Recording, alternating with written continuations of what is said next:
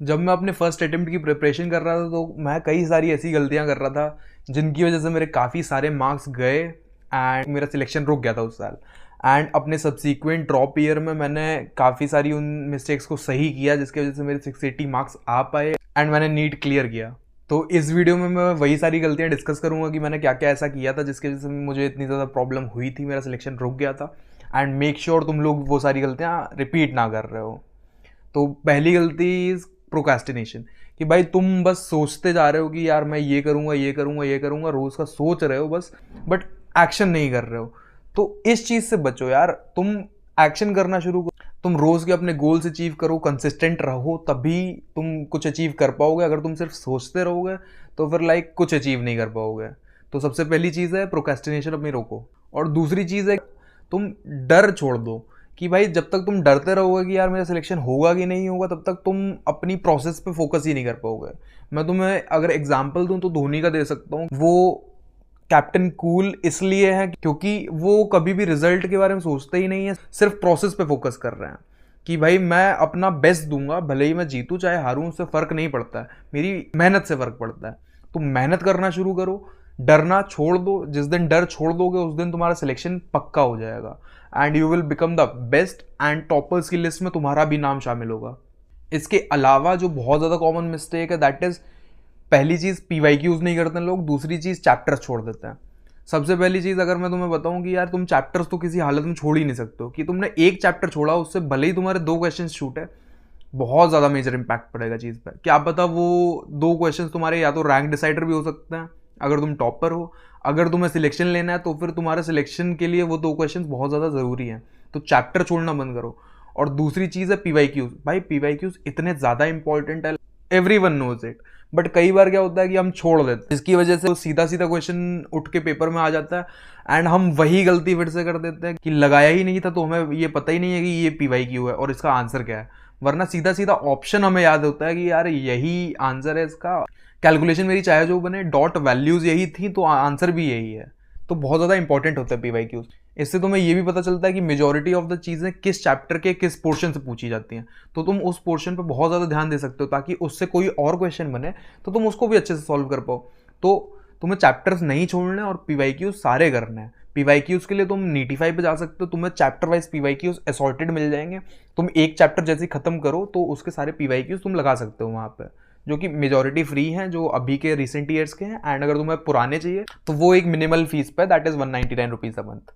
अगली चीज़ जो बहुत सारे बच्चे गलती करते हैं वो ये है कि अपने जो डाउट्स हैं वो क्लियर नहीं करते हैं। मान लो तुम्हें क्लास में कभी कोई डाउट आया या फिर टीचर से कुछ पूछना था पर वो भूल गए, और नीट में वही सारी चीज़ रिपीट हो गई। अब तुम्हारा वो डाउट बना हुआ है और अब जब तुम जो क्वेश्चन अटेम्प्ट करोगे वो डाउट के साथ करोगे, या तो करोगे ही नहीं ये डर के कि ये तो मुझे आता ही नहीं था। तो प्लीज़ अपने doubts time to time solve करो और उनको क्लियर करते रहना, है ना। कभी भी कोई डाउट ओपन मत छोड़ देना। एक और सबसे ज़्यादा कॉमन गलती दैट इज़, लोग ये सोचते रहते हैं कि मेरा यार इतना सिलेबस पूरा हो जाए उसके बाद मैं मॉक टेस्ट दूंगा, ये सिलेबस पूरा हो जाए उसके बाद मॉक टेस्ट दूंगा। यार नहीं, मॉक टेस्ट देना शुरू कर दो, क्योंकि वही चाबी है तुम्हारी। भले ही तुमने नहीं पढ़ रखा है, मान लो तुमने नहीं पढ़ रखा है, क्या होगा, कम नंबर आएंगे, बट तुम्हें किसी और के लिए नंबर थोड़ी ना लाने, अपने लिए लाने हैं। अब तुम क्या करो, जो भी मॉक टेस्ट दे रहे हो उसमें तुम टाइम मैनेजमेंट सीखोगे, तुम प्रेशर मैनेजमेंट सीखोगे, तुम ये सीखोगे कि OMR कैसे भरनी है, बहुत सारी चीज़ें तुम सीखोगे। तो पेपर देना शुरू करो एंड धीमे धीमे तुम अपनी गलतियां समझोगे, किस तरह की तुम गलतियां ज़्यादा करते हो, उनको एनालाइज करो। एनालिसिस से बचो मत कि भैया मैंने पेपर दे दिया, मेरे इतने मार्क्स आए, अब मैं फिर से पढ़ने लगूँ कि भाई अगली बार और अच्छे नंबर लाऊंगा। बिना एनालिसिस के तुम्हें नहीं समझ आएगा कि यार तुम्हारी एक्चुअल में गलतियां कैसी हो रही हैं। तो एनालिसिस के लिए एक मैंने वीडियो दे रखी है, वो तुम देख सकते हो कि कैसे एनालिसिस किया जाता है एंड उस तरह से एनालिसिस करो, तुम्हें बहुत ज़्यादा एक बूस्ट मिलेगा अपने मार्क्स में। तो तुम्हें अपने मॉक टेस्ट नहीं छोड़ना है और एनालिसिस बहुत अच्छे से करना है। एनालिसिस में भले ही 1-2 घंटा लग जाए पर उसे करो, है ना। मैं इस पर इतना ज़्यादा स्ट्रेस इसीलिए दे रहा हूँ क्योंकि बहुत ज़्यादा इंपॉर्टेंट है। इसी से मेरे मार्क्स जो थे ना, जो 590 580 की रेंज में अटके हुए थे, वो 680 तक पहुँच पाए। यही एक फैक्टर था जो एनालिसिस में करता था। अब देखो, मुझे पता है कि प्रिपरेशन के टाइम पे बहुत सारी ऐसी प्रॉब्लम्स आती हैं जो कि टीचर सॉल्व नहीं कर पाता एंड जो हमें खुद ही डील करनी पड़ती हैं, और कई बार हमें पता भी नहीं होता हम वो चीज़ सही कर रहे हैं कि नहीं कर रहे हैं। तो ऐसे में कोई ऐसा हो जो कि तुम्हें गाइड कर पाए कि सही रास्ता तुम्हारे लिए क्या है, तुम क्या है ऐसी चीज़ करो जिससे तुम्हारे मार्क्स बढ़ेंगे, तुम ग्रो कर पाओगे।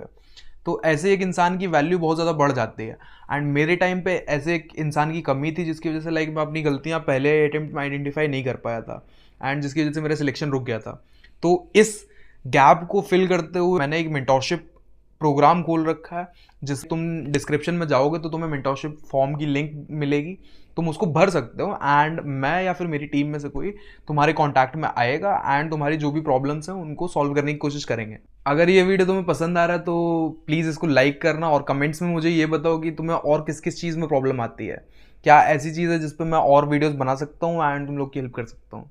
इस वीडियो में ना तुम्हें जो भी प्रॉब्लम्स बताई हैं जो कि स्टूडेंट्स करते हैं, प्लीज़ वो सारी चीज़ें अवॉइड करो, एंड आई बेट कि तुम अभी जिस पॉइंट पे हो उससे काफ़ी ज़्यादा प्रोग्रेस आगे कर पाओगे एंड अपना एक सिलेक्शन बहुत अच्छे कॉलेज में गारंटी कर लोगे। जो टॉपर्स होते हैं उनके सिलेक्शन में एक बहुत बड़ा रोल इस चीज़ का होता है कि उन्हें पेपर अटेम्प्ट करना अच्छी तरीके से आता है।